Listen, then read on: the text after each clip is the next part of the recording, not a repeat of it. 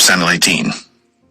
And it came to pass, when he had made an end of speaking unto Saul, that the soul of Jonathan was knit with the soul of David, and Jonathan loved him as his own soul. And Saul took him that day, and would let him go no more home to his father's house. Then Jonathan and David made a covenant, because he loved him as his own soul. And Jonathan stripped himself of the robe that was upon him, and gave it to David, and his garments, even to his sword, and to his bow, and to his girdle. And David went out whithersoever Saul sent him, and behaved himself wisely. And Saul set him over the men of war, and he was accepted in the sight of all the people, and also in the sight of Saul's servants. And it came to pass, as they came, when David was returned from the slaughter of the Philistine, that women came out of all cities of Israel, singing and dancing to meet King Saul, with tabrets, with joy, and with instruments of music. And the women answered one another as they played, and said, Saul hath slain his thousands, and David his 10,000s. And Saul was very wroth, and the saying displeased him, and he said, They have ascribed unto David 10,000s, and to me they have ascribed but thousands. And what can he have more but the kingdom? And Saul eyed David from that day and forward. And it came to pass on the morrow that the evil spirit from God came upon Saul, and he prophesied in the midst of the house. And David played with his hand, as at other times. And there was a javelin in Saul's hand. And Saul cast the javelin, for he said, I will smite David even to the wall with it. And David avoided out of his presence twice. And Saul was afraid of David, because the Lord was with him, and was departed from Saul. Therefore Saul removed him from him, and made him his captain over 1,000. And he went out and came in before the people. And David behaved himself wisely in all his ways, and the Lord was with him. Wherefore when Saul saw that he behaved himself very wisely, he was afraid of him. But all Israel and Judah loved David, because he went out and came in before them. And Saul said to David, Behold, my elder daughter Merab, her will I give thee to wife. Only be thou valiant for me, and fight the Lord's battles. But Saul said, Let not mine hand be upon him, but let the hand of the Philistines be upon him. And David said unto Saul, Who am I, and what is my life, or my father's family in Israel, that I should be son-in-law to the king? But it came to pass at the time when Merab, Saul's daughter, should have been given to David, that she was given unto Adriel, the Maholathite, to wife. And Michal, Saul's daughter, loved David. And they told Saul, and the thing pleased him. And Saul said, I will give him her, that she may be a snare to him, and that the hand of the Philistines may be against him. Wherefore Saul said to David, Thou shalt this day be my son-in-law in the one of the twain. And Saul commanded his servant, saying, Commune with David secretly, and say, Behold, the king hath delight in thee, and all his servants love thee. Now therefore be the king's son-in-law. And Saul's servant spake those words in the ears of David. And David said, Seemeth it to you a light thing to be a king's son-in-law, seeing that I am a poor man, and lightly esteemed? And the servants of Saul told him, saying, On this manner spake David. And Saul said, Thus shall ye say to David, The king desireth not any dowry, but 100 foreskins of the Philistines, to be avenged of the king's enemies. But Saul thought to make David fall by the hand of the Philistines. And when his servants told David these words, it pleased David well to be the king's son-in-law, and the days were not expired. Wherefore David arose, and went, he and his men, and slew of the Philistines 200 men. And David brought their foreskins, and they gave them in full tale to the king, that he might be the king's son-in-law. And Saul gave him Michal his daughter to wife. And Saul saw and knew that the Lord was with David, and that Michal, Saul's daughter, loved him. And Saul was yet the more afraid of David, and Saul became David's enemy continually. Then the princes of the Philistines went forth, and it came to pass after they went forth that David behaved himself more wisely than all the servants of Saul, so that his name was much set by.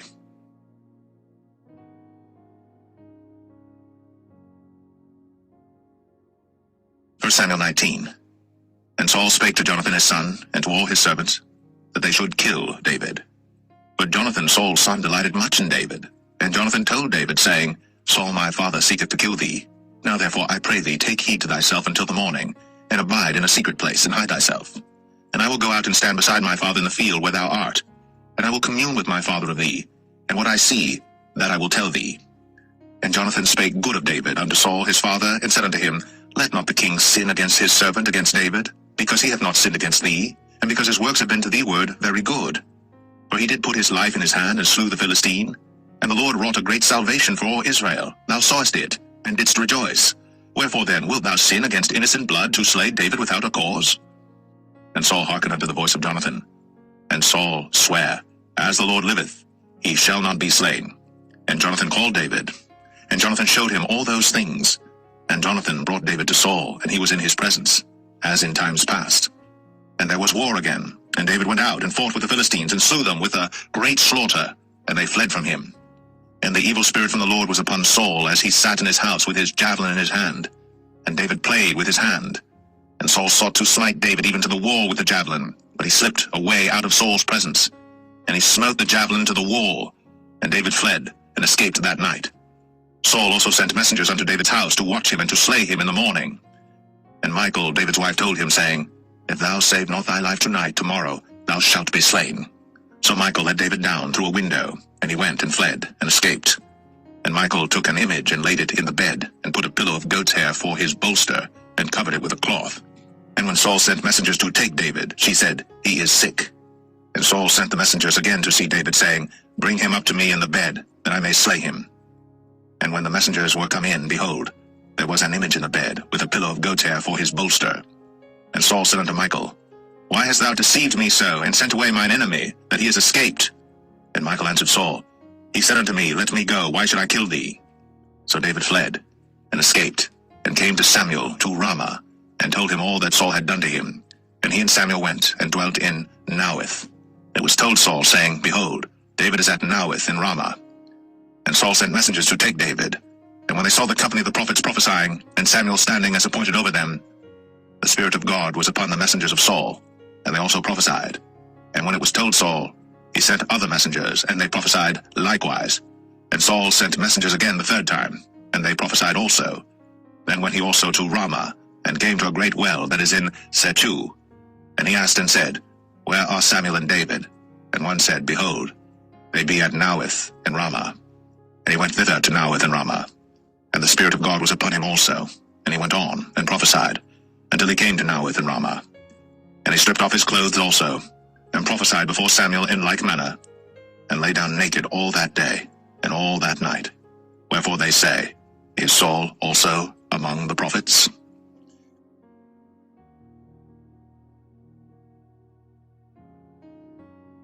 1 Samuel 20.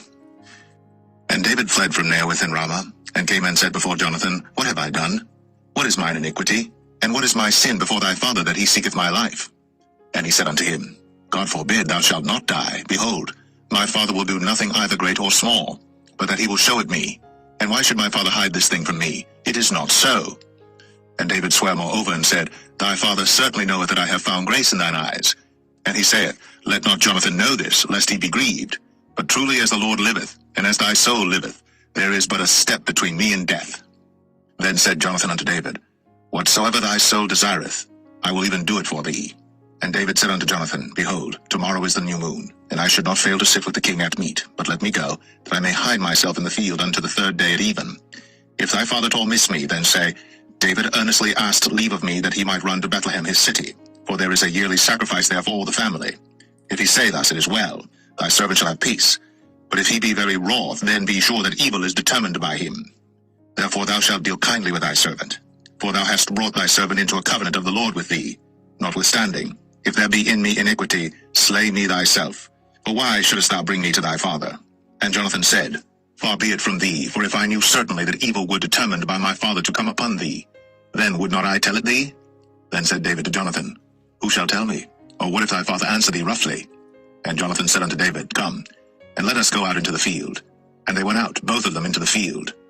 And Jonathan said unto David, O Lord God of Israel, when I have sounded my father about tomorrow any time, or the third day, and behold, if there be good toward David, and I then send not unto thee, and show it to thee, the Lord do so and much more to Jonathan.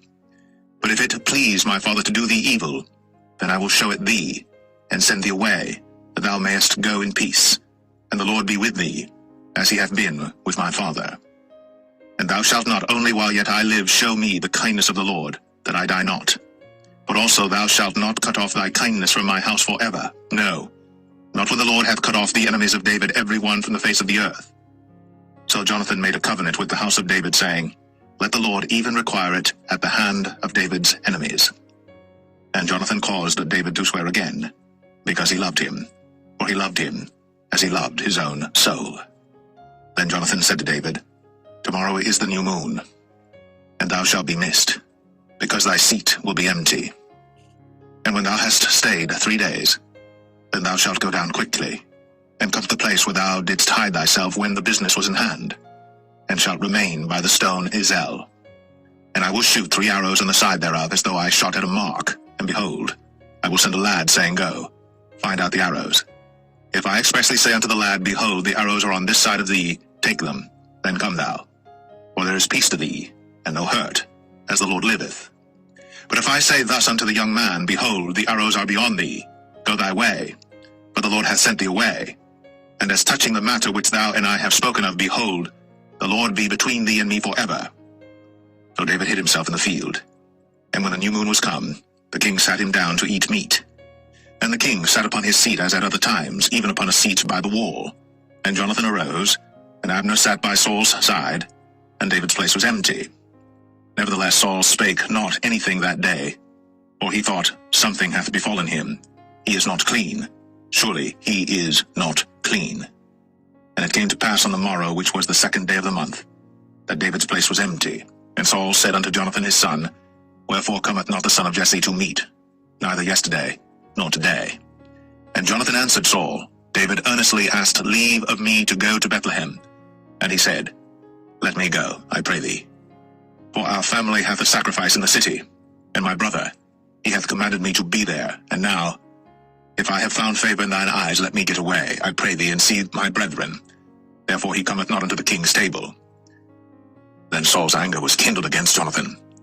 And he said unto him, Thou son of the perverse, rebellious woman, do not I know that thou hast chosen the son of Jesse to thine own confusion, and unto the confusion of thy mother's nakedness?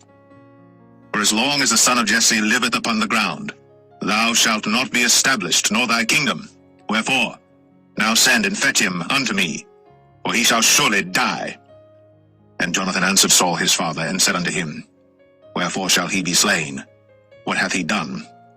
And Saul cast a javelin at him to smite him, whereby Jonathan knew that it was determined of his father to slay David. So Jonathan arose from the table in fierce anger, and did eat no meat the 2nd day of the month, for he was grieved for David, because his father had done him shame. And it came to pass in the morning that Jonathan went out into the field at the time appointed with David, and a little lad with him. And he said unto his lad, Run, find out now the arrows which I shoot. And as the lad ran, he shot an arrow beyond him. And when the lad was come to the place of the arrow which Jonathan had shot, Jonathan cried after the lad, and said, Is not the arrow beyond thee? And Jonathan cried after the lad, Make speed, haste, stay not. And Jonathan's lad gathered up the arrows, and came to his master. But the lad knew not anything, only Jonathan and David knew the matter. And Jonathan gave his artillery unto his lad, and said unto him, Go, carry them to the city. And as soon as the lad was gone, David arose out of a place toward the south, and fell on his face to the ground, and bowed himself 3 times.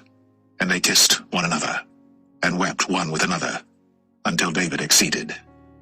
And Jonathan said to David, Go in peace, for as much as we have sworn both of us in the name of the Lord, saying, The Lord be between me and thee, and between my seed and thy seed forever. And he arose, and departed. And Jonathan went into the city.